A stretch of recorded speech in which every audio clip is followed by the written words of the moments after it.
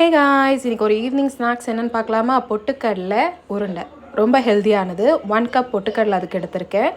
அதுக்கப்புறம் 3/4 கப் நாட்டு சர்க்கரை எடுத்திருக்கேன். இதுக்கு வெள்ளை சர்க்கரையும் எடுக்கலாம், பட் நாட்டு சர்க்கரை உடம்புக்கு நல்லதுங்கிறனால நாட்டு சர்க்கரை எடுத்திருக்கேன்.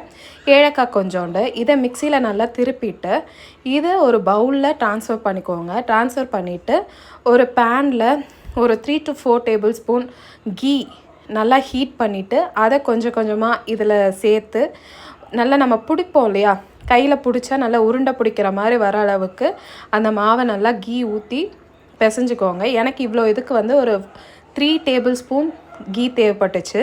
ஸோ அதை போட்டு நல்லா மிக்ஸ் பண்ணிவிட்டு இந்த மாதிரி உருண்டை பிடிச்சிக்கோங்க.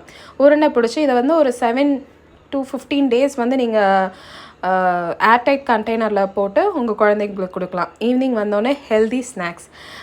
அவ்வளோதான் இன்றைக்கி. ஓகே, பாய், டேக் கேர்.